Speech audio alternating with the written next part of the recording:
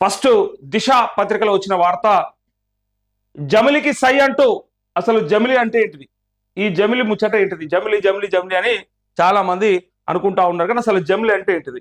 One nation one election బిల్లుకు కేంద్ర cabinet ఆమోదం, పార్లమెంట్ లో ప్రవేశపెట్టడమే తరువాయి సమగ్రంగా చర్చించడానికి జేపీసీకి పంపే ఛాన్స్ అంటూ జాయింట్ పార్లమెంటరీ కమిటీకి పంపించే అవకాశం ఉందట. సో అందరి సమ్మతంతోనే ముందుకెళ్లాలని కేంద్రం యోచన. 3 రాజ్యాంగ సవరణ బిల్లులతో జమిలికి ప్లాన్, సగం రాష్ట్రాల ఆమోదం తప్పనిసరి, మినిమం 2/3 మెజారిటీ ఉండాలి. సో సగం రాష్ట్రాల ఆమోదం లేకుండా ఆ బిల్లు ముందరకు పోదు. అయితే నేడు రేపు హాజరవ్వాలని ఎంపీలకు బీజేపీ కాంగ్రెస్ 3 లైన్ విప్ అంటూ ఇక్కడ చూడండి, జమిలికి 3 బిల్లులు ఏమేంటి అంటే, ఫస్ట్ బిల్లు మొదటి రాజ్యాంగ సవరణ బిల్లు, లోక్సభ రాష్ట్రాల అసెంబ్లీ ఎన్నికలను కలిపి నిర్వహించేందుకు అవసరమైన సవరణలు ఇందులో ఉంటాయి. అయితే చాలా మంది జమిలి ఎన్నికలు అనగానే ఇక ఒకటే ఒక రోజు మొత్తం ఎన్నికలు అయిపోతాయా అంతా, అంటే వార్డు సభ్యుల నుంచి మొదలు పెడితే, వార్డు మెంబర్ నుంచి మొదలు పెడితే ఈ దేశ ప్రధానికి అంటే కంప్లీట్ గా ఎంపీ దాకా అన్ని ఓట్లు ఒకే రోజు అయ్యాలా అని కూడా కొంతమందికి అనుమానం వచ్చింది. అంటే వన్ నేషన్ వన్ ఓట్ అన్నట్టుగా వస్తే మరి వన్ ఎలక్షన్ అంటే ఒకే రోజు అన్ని ఎలక్షన్స్ పెడితే మరి అది సాధ్యమా, దాన్ని ఎట్లా చేస్తారు అనేది కొంతమందికి అనుమానం ఉంది. కానీ లోక్సభ అట్లే శాసనసభలకు మాత్రమే వన్ నేషన్ వన్ ఎలక్షన్ కి వర్తిస్తుంది. ఎందుకంటే ఈ దేశంలో ఎక్కడో ఒక చోట ఏదో ఒక నెలల ఎప్పుడూ ఎన్నికలు జరుగుతూనే ఉంటాయి. ఆ జరగడం వల్ల పరిపాలన మీద సరిగా పట్టు సాధించలేకపోతా ఉన్నాయి పార్టీలు, ప్రభుత్వాలు అని చెప్పేసి ఉన్నటువంటి ఏదైతే ఆ భావన ఉందో దాని వల్లనే జమిలి ఎన్నికలకు ముందరకు వచ్చారు. ఈ జమిలి అనేది ఇప్పుడు వచ్చింది కొత్తదేమి కాదు.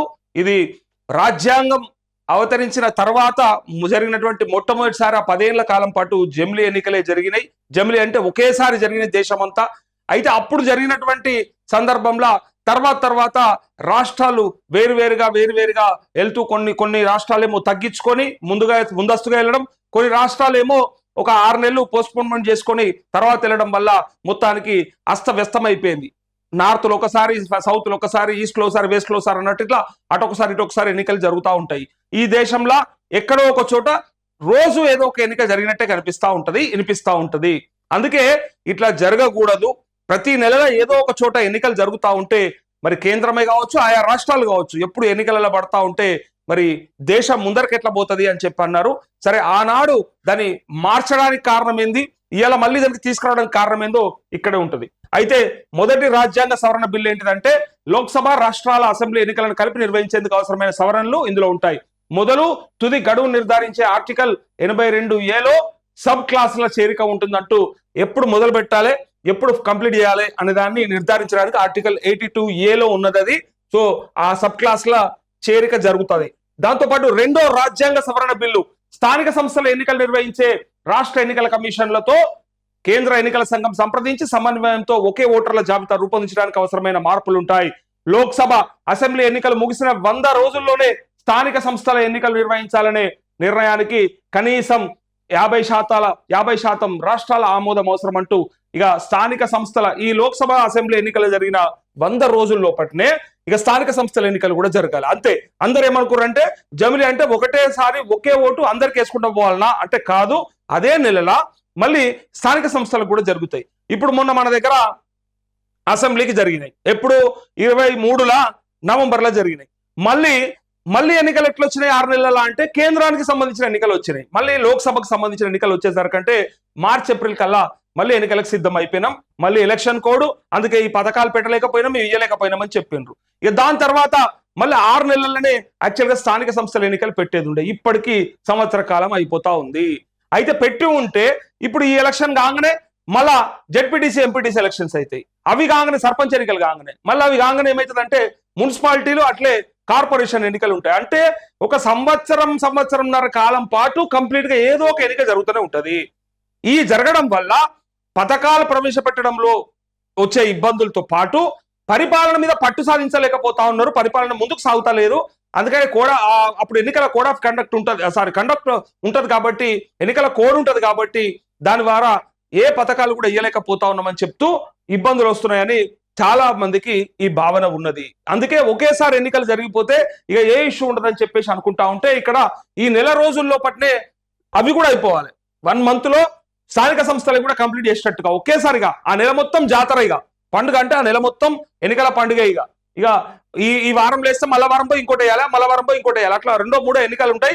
కథం లోక్సభకు శాసనసభకు ఒకసారి అయిపోతాయి, పార్లమెంటుకు అసెంబ్లీకి ఒకనాడు పోయి వేసేస్తాం, ఇంకొక నాడు ఈ స్థానిక సంస్థలకు ఒకసారి సర్పంచ్కి వేస్తాం, తర్వాత ఒక ఎంపీటీసీ ఉంటుంది. ఈ 3 ఎన్నికలు ఉంటాయి, ఎందుకంటే అవి కలిపి పెట్టరాదు కాబట్టి. సో అయితే ఇక్కడ 50% అయిపోయిన తర్వాత ఈ ఒకేసారి 100 రోజుల్లో ఎన్నికలు నిర్వహించాలనే నిర్ణయాన్ని కనీసం 50% రాష్ట్రాల ఆమోదం అవసరం. ఇది రాష్ట్రాలకు సంబంధించిన వ్యవహారం కనుక ఆర్టికల్ 368 లో ఆఫ్ 2 లో ప్రకారం ఈ సవరణకు సగానికి తగ్గకుండా రాష్ట్రాలు సమ్మతించాలి. ఒకవేళ ఈ బిల్లు కనుక పాస్ అవ్వాలంటే ఈ రాజ్యాంగ సవరణల ఏం చేయాలంటే ఈ రెండో రాజ్యాంగ సవరణ 368 ఆఫ్ 2 లో ఖచ్చితంగా సగం కంటే ఎక్కువ రాష్ట్రాలు యాక్సెప్ట్ చేస్తే తప్ప ఈ బిల్లు ఆమోదం జరగదు. ఇక 3వ బిల్లు ఉంటది. కేంద్ర పాలిత ప్రాంతాలు పుదుచ్చేరి, ఢిల్లీ, జమ్మూ కాశ్మీర్ అసెంబ్లీలకు లోక్సభ రాష్ట్రాల అసెంబ్లీలతో పాటు ఎన్నికలు నిర్వహించడానికి అనుగా నిబంధనలు సవరణలు ఉంటాయి. ఇక కేంద్ర పాలిత ప్రాంతాలు తెలుసు కదా మనకు, ఈ పుదుచ్చేరి, ఢిల్లీ, జమ్మూ కాశ్మీర్ అసెంబ్లీలకు లోక్సభ అట్లే రాష్ట్రాల అసెంబ్లీలకు కూడా ఎన్నికలు నిర్వహించడానికి అనువుగా నిబంధనలు. అది కేంద్ర పాలిత ప్రాంతాలు కాబట్టి వాటికి కూడా ఒకేసారి జరిగేలాగా ఈ 3 బిల్లులు తీసుకొస్తే తప్ప చేయలేరు. అయితే ఇక్కడ ఒక 2-3 ఛాలెంజెస్ ఉంటాయి. వీళ్ళు ఏం చెప్తారంటే ఒకేసారి ఎన్నికలు జరిగితే ఏ ప్రాబ్లమ్స్ ఉండవు అని చెబుతూ వీళ్ళు ఏమంటారంటే ఖర్చు తగ్గిపోతుంది. అంటే బిల్లులో ఇంకా చాలా చర్చలు ఉంటాయి, మనం పార్లమెంట్లో చూస్తాం. అయితే ఒకేసారి కనుక ఎన్నికలు జరిగితే ప్రజల పైన భారం తగ్గుతుంది, ప్రజాధనం దుర్వినియోగం తగ్గుతుంది, వృధా అవ్వకుండా ఉంటుంది. ఎందుకంటే ఎన్నికలు మళ్ళీ వస్తూ ఉంటే పార్టీలు ఖర్చు పెడతా ఉంటాయి, ప్రభుత్వాలు ఖర్చు పెడతా ఉంటాయి, రకరకాల ట్రాన్సాక్షన్ జరుగుతూ ఉంటాయి. కాబట్టి సో ఖర్చు తడిసి మోపెడవుతా ఉంది వేరువేరుగా ఎన్నికలు జరగడం వల్ల ఒకేసారి అని చెప్పి ఇక్కడ చెప్తారు. అసలు దీంట్లో ఉన్నటువంటి మతలబ్ ఏంటిదో మీకు ఒక్కసారి ఎక్స్ప్లెయిన్ చేసే ప్రయత్నం చేస్తా.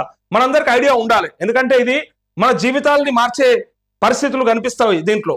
ఎందుకంటే పార్లమెంటు, అసెంబ్లీకి సంబంధించి మనం అందరం కూడా చట్టసభల్ని మనము దేవాలయాల లెక్క కొలుస్తాం కాబట్టి, అరే అక్కడ ఉన్నోడు ఏదో మన తలరాతలు మారుస్తాడేమో, మనకేమైనా చేస్తాడేమో అని ఆశతో ఎదురు చూస్తాం కాబట్టి అక్కడ జరిగే కీలకమైనటువంటి అప్డేట్ మనం ఖచ్చితంగా తెలుసుకోవాల్సిన అవసరం ఉన్నది.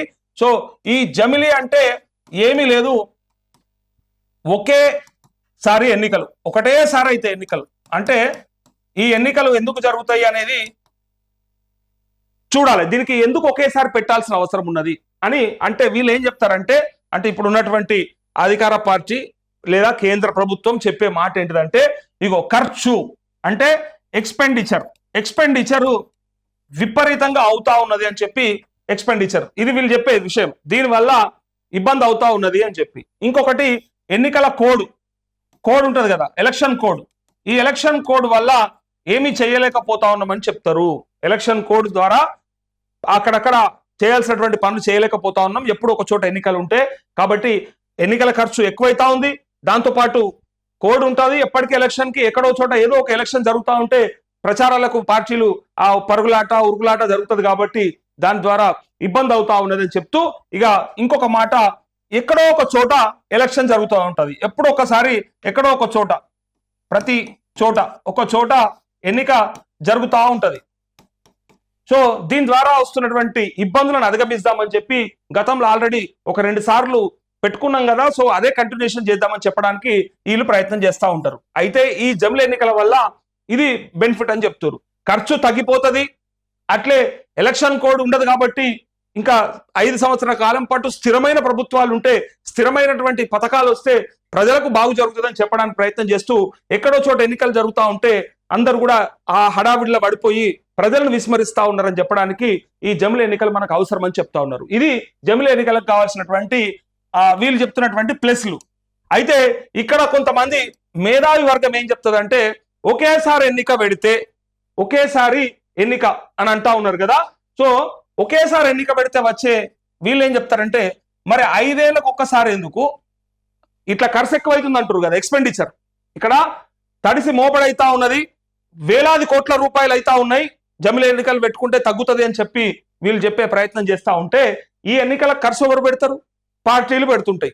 సరే ప్రభుత్వం అంటే ప్రభుత్వ పథకాల ద్వారా ఇచ్చేది ఇస్తుంది కానీ పార్టీలే పెడతా ఉంటాయి. అయితే ఇక్కడ ఈ ఎక్స్పెండిచర్ తగ్గించాలంటే 5 ఏళ్లకు ఒకసారి ఎందుకు, సపరేట్గా 10 ఏళ్లకు ఒకసారి 20 ఏళ్లకు ఒకసారి పెట్టేస్తే ఇక లొల్లే పోతుంది కదా.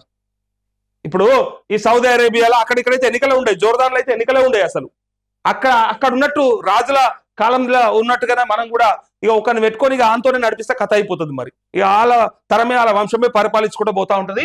5 ఏళ్ళకు ఒకసారి ఎన్నికెందుకు, 10 ఏళ్ళకు 20 ఏళ్ళకు పెడితే ఖర్చే ఉండదు, మనకు లొల్లే పోతుంది. దీంతో పాటు ఇలా నేనేమంటా ఉన్నా అంటే మొత్తం మన దేశం యొక్క బడ్జెట్, అన్ని రాష్ట్రాల బడ్జెట్ కలిపితే మన దేశ బడ్జెట్ ఎంతో తెలుసా? 100 లక్షల కోట్లు.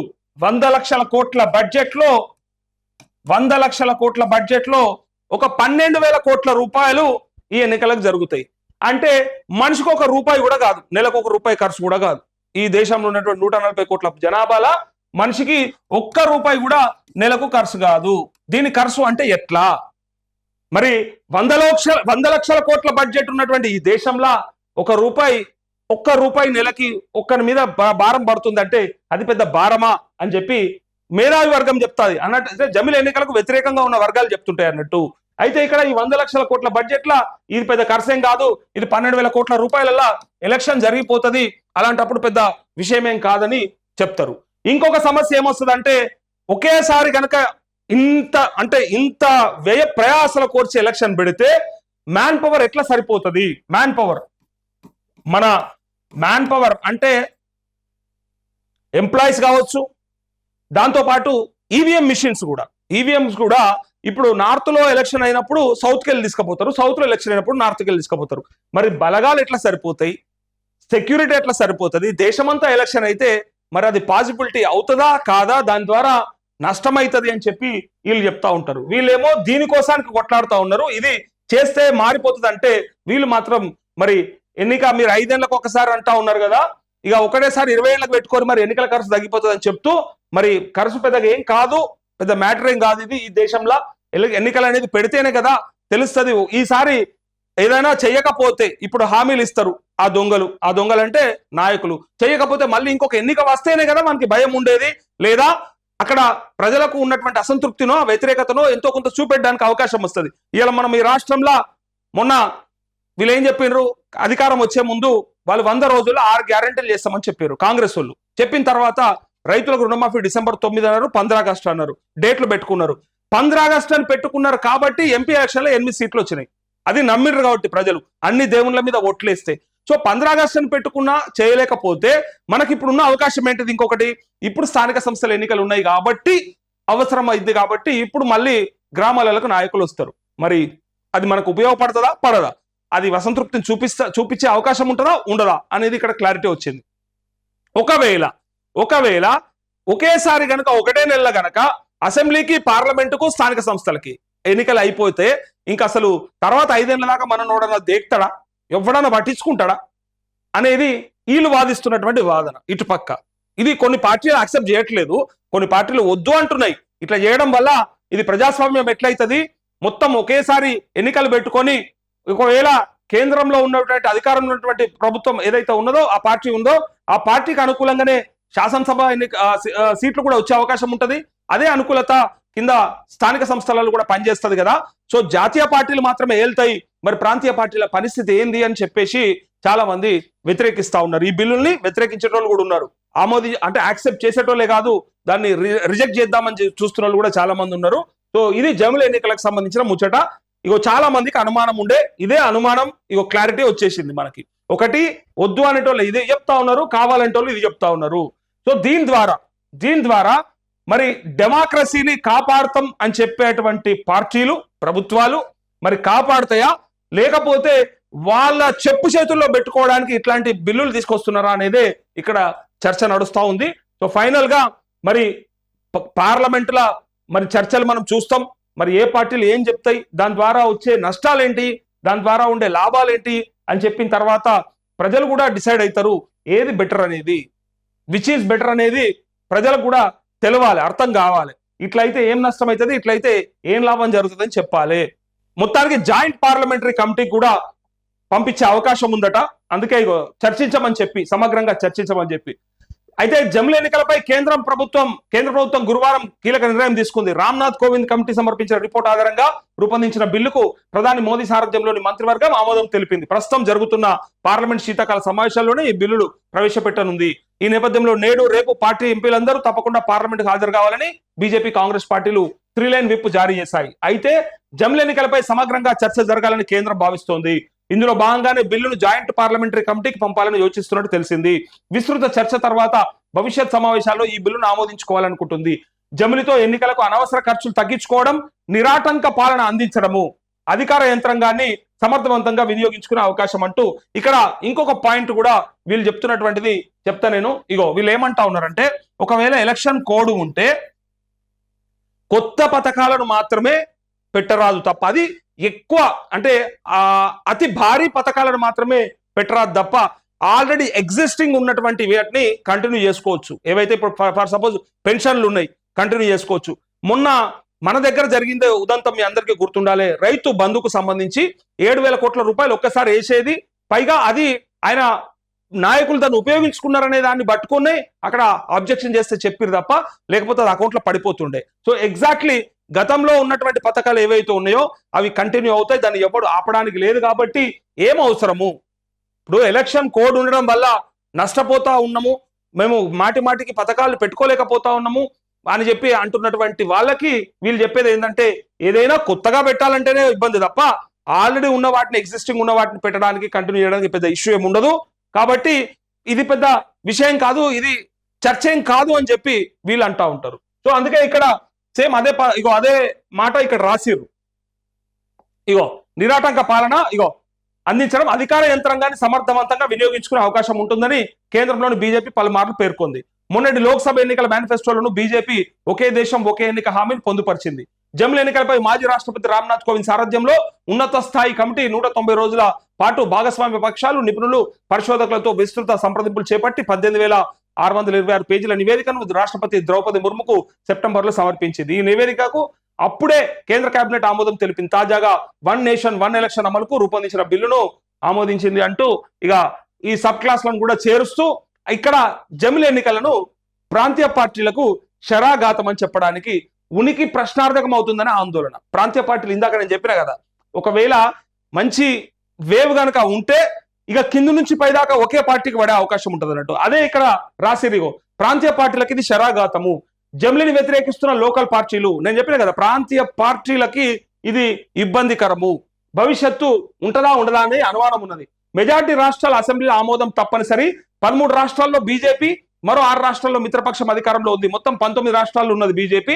9 రాష్ట్రాల్లో అధికారంలో ఇండియా కూటమిలోని పార్టీలు. లోక్సభ, రాజ్యసభలో 3/2 మెజార్టీ మస్ట్ కంపల్సరిగా, 3/2.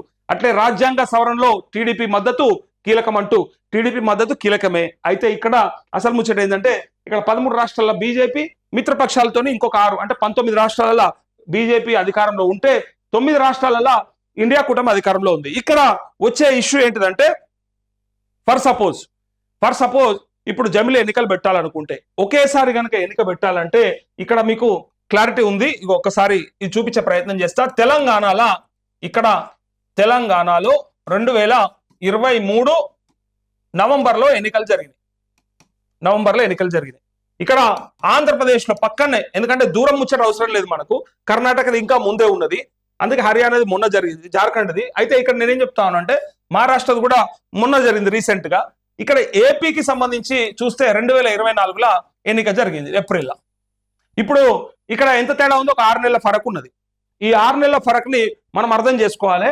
కలిపితే మళ్ళీ అందరు ఒకేసారి అంటే ఇదేమో మొదలు అయిపోయింది మనది. అంటే వీళ్ళది ఎప్పుడు వస్తుంది, మన తెలంగాణది 2028లో వస్తుంది. మళ్ళీ 28 నవంబర్ డెడ్ లైన్ దీన్ని. ఇక్కడ వీళ్ళు చూడండి, మళ్ళీ వీళ్ళు 2029కి వెళ్ళిపోతారు. వీళ్ళు ఏప్రిల్ 2029 వరకు వీళ్ళ ఉంటుంది, అక్కడ పీరియడ్ ఉంది వాళ్ళది. అయితే వీళ్ళనన్నా ముందుకు తీసుకురావాలి ఒక 6 నెలలు, లేదా వీళ్ళనన్నా ఎక్స్టెండ్ చేయాలి. ఇది ఎంతవరకు ఒక 6 నెలల్లో, ఒక 8 నెలల్లో, సంవత్సరం ఉంటే చేయగలుగుతారు. కానీ 2 ఏళ్ళు ఉందనుకో, అప్పుడు ఏం చేస్తారు అని అడుగుతారు. 2 ఇయర్స్ గ్యాప్ ఉందనుకో, ఇప్పుడు 1.5 ఇయర్ గ్యాప్ అయిపోయింది. మహారాష్ట్ర ఎన్నికలు జరిగినాయి. ఇప్పుడు మహారాష్ట్ర ఎన్నికలకు దానికి 1 ఇయర్ గ్యాప్ ఉన్నది. సో ఇక్కడ అన్ని రాష్ట్రాల అసెంబ్లీల ఆమోదం కావాలి, అందరూ ఒప్పుకోవాలి. ఎస్ మేము కూడా జమిలికి సిద్ధమే అని చెప్తే ఐదర్ ఎక్స్టెండ్ చేసుకోవాలి, ఆర్ వాళ్ళు కుదించుకోవాల్సి వస్తుంది, ముందస్తుగా వెళ్లాల్సి వస్తుంది. సో దీనికి మరి అన్ని రాష్ట్రాలు సిద్ధపడతాయా, అన్ని రాష్ట్రాలు యాక్సెప్ట్ చేస్తాయి అనేదే అసలు ముచ్చట. ప్రాంతీయ పార్టీలు ససేమేరా అంటాయి, ఎందుకంటే మా కొంపలు ముంచేది తప్ప మమ్మల్ని బతికిచ్చేది కాదు కదా ఇది. ఎందుకంటే ఇక్కడ నుంచి అక్కడ దాకా అన్ని కూడా వాళ్ళకి అనుకూలంగా జరిగితే రేపు పొద్దున మా భవిష్యత్ ఏంటిది అని చెప్పి అంటారు. ప్రభుత్వాలు ఏర్పాటు చేసే అవకాశం ఉన్నటువంటి పార్టీలకే ఇక అవకాశం వస్తూ ఉంటాయి, కొత్త పార్టీలకు అవకాశం తక్కువ ఉంటుంది, ప్రాంతీయ పార్టీలకి తగ్గిపోతుంది. అదే భయంతోనే అదే ఆలోచనతోనే ఇది శరాఘాతం అని చెప్తా ఉన్నారు. ఇది కష్టం అవుతుంది, కష్టతరం అవుతుంది, ఇట్లనే ఉంటే బాగుంటుందని వీళ్ళు అనుకుంటున్నారు. అయితే వెనక ముందు అవుతున్న ఈ ఎలక్షన్ల వల్ల ఇబ్బంది వస్తుందని ఒకేసారి అన్ని కలిపి కట్టగట్టి ఒకటేసారి చేస్తే బాగుంటది అంటే చాలా మంది ఏమంటారంటే మరి ఇట్లా ఎందుకు 10 ఏళ్ళకి చేస్తే లొల్లేపోతుంది కదా, ఒక 20 ఏళ్ళు పెట్టేస్తే వాళ్ళే చూసుకుంటారు కదా అన్నట్టుగా మాట్లాడుతూ ఉన్నారు. వీళ్ళు ఏం చెప్తారు, మేము ఉంటే 5 ఏళ్ళ దాకా పరిపాలన మీద మేము శ్రద్ధ పెట్టొచ్చు, బ్రహ్మాండంగా పరిపాలించవచ్చు, బ్రహ్మాండంగా అందరి సంక్షేమం కోసం కృషి చేయొచ్చు అని చెప్తారు. కానీ ఇప్పుడు మరి దాని వల్ల వస్తున్నటువంటి నష్టాలని ఈ పార్టీలు చెప్తాయి, ప్రాంతీయ పార్టీలు. ఇక్కడ చూడండి వీళ్ళు ఏమంటున్నారు, దేశంలో జమిలి ఎన్నికలు జరిగితే ప్రాంతీయ పార్టీలకు శరాఘాతంగా మారుతాయని ఆయా పార్టీలు ఆందోళన పడ్డాయి. అందుకే చాలా వరకు ప్రాంతీయ పార్టీలు ఈ బిల్లును వ్యతిరేకిస్తున్నాయి, చాలా వరకు. అది సంగతి. పార్లమెంట్ అసెంబ్లీలకు ఒకేసారి ఎన్నికలు జరిగితే జాతీయ పార్టీలకే అడ్వాంటేజ్ అవుతుందని ప్రాంతీయ పార్టీల నేతలు భావిస్తున్నారు. ఇందాక నేను చెప్పింది, ఎందుకంటే జాతీయ పార్టీలకే ఎక్కువ అడ్వాంటేజ్ ఉంటుంది. అయితే ఒక్కోసారి ప్రాంతీయ పార్టీల ఉనికి సైతం ప్రశ్నార్థకం అయ్యే ప్రమాదం ఉందన్న ఆందోళన వ్యక్తం చేస్తున్నారు. జమిలి నిర్ణయాన్ని బీజేపీ దాని మిత్రపక్షాలు స్వాగతిస్తున్నా ఇండియా కూటమిలోని పార్టీలు మాత్రం వ్యతిరేకించే అవకాశాలు ఉన్నట్లు ఢిల్లీ వర్గాలు చెప్తున్నాయి. అయితే దీనికి సైతం బీజేపీ మాస్టర్ ప్లాన్ సిద్ధం చేసినట్టు సమాచారము. అయితే జాయింట్ పార్లమెంటరీ కమిటీలో పెట్టి దీని అవతలేసేద్దాం, ఇక తీసుకుపోయి కథం చేద్దాం ఎక్కడికి వెళ్ళని చెప్పి బీజేపీ ప్రయత్నం చేస్తా ఉందట. ఇగో ఏం జరగబోతుంది అనేది చూడండి ఒక్కసారి. చాలా ముఖ్యమైనటువంటి వార్త ఇది, ఎందుకంటే ఈ ఎన్నికలకు సంబంధించి నాయకులని మనకి వాళ్ళకు కూడా ఏం తలకాయ నొప్పులు ఉన్నాయని అర్థమవుతుంది. మనకు ఏం వస్తుంది, అసలు అట్లా చేస్తే మనకేమన్నా ఉపయోగమా అనేది కూడా ఖచ్చితంగా మనం తెలుసుకోవాల్సిన అవసరం ఉన్నది. పార్లమెంటరీ కమిటీకు ఏదైతే జేపీసీ ఉందో ఆ జాయింట్ పార్లమెంటరీ కమిటీకి నివేదిక వచ్చేలోగా ఇండియా కూటమిలోని పలు పార్టీలను ఒప్పించే ప్లాన్ చేస్తున్నట్టు తెలిసింది. పరోక్షంగా మరికొన్నింటి సహకారం తీసుకునే అవకాశం ఉన్నట్టు తెలుస్తుంది. అయితే నెంబర్ గేమ్ అని చెప్పడానికి ప్రయత్నం. జమిలి ఎన్నికలకు దాదాపుగా 16 రకాలైన రాజ్యాంగ సవరణలు అవసరమైతే వీటికి ప్రధానంగా లోక్సభ, రాజ్యసభల్లో 3/2 మెజార్టీ రాష్ట్రాల అసెంబ్లీలో ఆమోదించడం అవసరం. అయితే ఇదంతా కూడా నెంబర్ గేమ్ లో భాగం. దేశవ్యాప్తంగా 13 రాష్ట్రాల్లో బీజేపీ అధికారంలో ఉంది, మరో 6 రాష్ట్రాల్లో బీజేపీ మిత్రపక్షాలతో కలిసి అధికారంలో ఉంది. వీటిలో ఆంధ్రప్రదేశ్, మహారాష్ట్ర లాంటి రాష్ట్రాలు ఉన్నాయి. కర్ణాటక, తెలంగాణ, జార్ఖండ్, ఢిల్లీ, కేరళ, తమిళనాడు, పశ్చిమ బెంగాల్, హిమాచల్ ప్రదేశ్, పంజాబ్ రాష్ట్రాల్లో ఇండియా కూటమిలోని పార్టీలు అధికారంలో ఉన్నాయి. అయితే జమిలి ఎన్నికలకు అవసరమయ్యే రాజ్యాంగ సవరణలో కొన్నింటికి సగానికి పైగా రాష్ట్రాలు ఆమోదించాల్సి ఉంటుంది.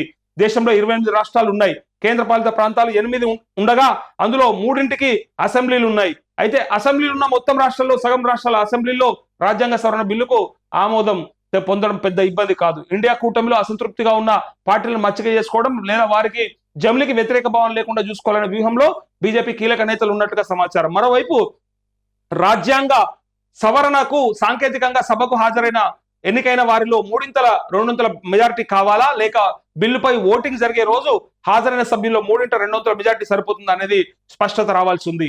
జమిలి బిల్లు ఆమోదం పొందడానికి పెద్దగా అడ్డంకులు లేవనే విశ్వాసంలో బీజేపీ నేతలు ఉన్నట్లుగా రాజకీయ విశ్లేషకులు అంచనా వేస్తున్నారంటూ ఇక 3 రాష్ట్రాల్లోనే అధికారంలో ఉంది కాంగ్రెస్ అంటూ ఇక్కడ బిల్లును తీవ్రంగా వ్యతిరేకిస్తున్న కాంగ్రెస్ పార్టీ దేశవ్యాప్తంగా 3 రాష్ట్రాల్లో మాత్రమే అధికారంలో ఉంది. లోక్సభ 99 మంది సభ్యుల బలం ఉంది. ఇండియా కూటమిలోని మమతా బెనర్జీ నాయకత్వంలోని తృణమూల్ కాంగ్రెస్ టీ కీలకంగా మారనుంది. ఇండియా కూటమి నాయకత్వం పట్ల ఆమె ఇప్పటికే పలుమార్లు బహిరంగంగానే అసంతృప్తిని వ్యక్తం చేశారు.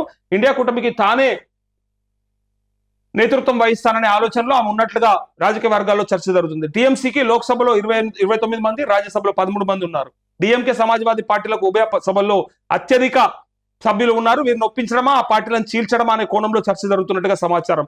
బీజేపీ ఇప్పటి వరకు కీలక టాస్క్లను విజయవంతంగా పూర్తి చేసిందని, ఈ నేపథ్యంలో జమిలి బిల్లును విజయవంతంగా ఆమోదింపజేస్తుందని ఆ పార్టీ నాయకులు అంటున్నారు. జమ్మూ కాశ్మీర్ ఆర్టికల్ 370 తొలగింపునకు సైతం చాలా కూల్ గా చేశామని, జమిలి బిల్లు కూడా అదే విధంగా ఆమోదింపజేసుకుంటామనే ధీమాలో బీజేపీ వర్గాలు ఉన్నాయంటూ మొత్తానికి 3/2 మెజారిటీ అయితే కావాలి దీనికి. కానీ ఒక 2 పార్టీలు మాత్రం కీలకం దీంట్లో. ఏ 2 పార్టీలు? జమిలి ఎన్నికలకు అవసరమైన రాజ్యాంగ సవరణలో ఎన్డీఏ కూటమిలోని తెలుగుదేశం, ఇండియా కూటమిలోని తృణమూల్ కాంగ్రెస్లే కీలకంగా మారాయంటూ ఆ 2 పార్టీలను కనుక మచ్చిక చేసుకుంటే, ఆల్రెడీ ఉన్నాయి ఇంకా వాటి మద్దతు కనుక గట్టిగా తీసుకుంటే ఎన్డీఏ కూటమికి టీడీపీ మద్దతు కీలకంగా మారింది. అయితే టీడీపీ కేంద్ర ప్రభుత్వానికి మద్దతు ఉపసంహరించుకుంటే ప్రభుత్వం మనుగడ ప్రమాదంలో పడే ప్రమాదం ఉంది అంటూ. అయితే దీంతో జమిలి ఎన్నికల తర్వాత ముందు ప్రభుత్వాన్ని కాపాడుకునే పనిలో బీజేపీ పడాల్సి ఉంటుంది. ఇప్పటికే జమిలిపై ఏ విధంగా ముందుకెళ్లబోతున్నామనే పూర్తి సమాచారాన్ని మోడీ, అమిత్ షాలు చంద్రబాబు నాయుడుకు వివరించినట్లుగా సమాచారం. కానీ చంద్రబాబు కూడా మాది కూడా ప్రాంతీయ పార్టీ కదా, మరి మా భవిష్యత్ ఏందని కనుక ఆయన ఉపసంహరించుకునే ప్రయత్నం చేస్తే కథమైపోతుంది. అందుకోసానికే మొదలు ప్రభుత్వం నిలబెట్టుకోవాలి, నిలబెట్టుకున్నాక మచ్చిగా చేసుకొని మెల్లగా ఎక్కడికెళ్ళాలో బిల్లును పాస్ చేసుకోవాలనేది వీళ్ళ లెక్క. ఆయన కూడా జమిలికి పూర్తి మద్దతు ఇచ్చినట్లుగా తెలిసింది. అయితే కొన్ని షరతులు పెట్టినట్లుగా చెప్తున్నారు. ఆ షరతులు ఏంటి అంటే వాటికి కూడా కేంద్రంలోని బీజేపీ అంగీకరించిందని విశ్వసనీయ వర్గాల ద్వారా తెలిసింది. దీంతో ఎన్డీఏలోని పార్టీలతో జమిలికి బిల్లుకు ఎలాంటి సమస్య రాదని అంచనా వేస్తున్నారంటూ చంద్రబాబు నాయుడు ప్రాంతీయ పార్టీ అయినప్పటికి కూడా ఒప్పుకున్నాడట. ఎట్లాగో వాళ్ళతో పొత్తులో ఉన్నాడు కదా కూటమిలా, కానీ కొన్ని షరతులు పెట్టినట్ట. ఆ షరతులు ఏంటి, ఆ షరతులను ఒప్పుకున్నాడు అని చెప్పి కూడా కేంద్రంలో కొంతమంది చెప్పిరట. సో ఇప్పుడు మనకు పార్లమెంట్ లో జరిగే ఈ బిల్లు పైన ఉన్నటువంటి చర్చ ఉంది అతి త్వరలో. ఆ చర్చలో మనకు ఖచ్చితంగా ఏ పార్టీ వాళ్ళు ఏ స్టాండ్ తీసుకోబోతా ఉన్నారు, ఏ పార్టీ వాళ్ళ స్టాండ్ ఏంటి, అండ్ దాని ద్వారా ఈ దేశ ప్రజలకు ఏం చెప్తారనేది కూడా మనకు అతి త్వరలో తెలిసిపోతుంది. 100 రోజుల్లోనే అన్ని ఎన్నికలు పూర్తయితాయా, లేదంటే ఇక బిల్లు పాస్ కాకపోతే మళ్ళా ఎట్లా అయితే ఉన్నదో అట్లే జరుగుతుంది అనేది మనం అతి త్వరలో చూస్తాం.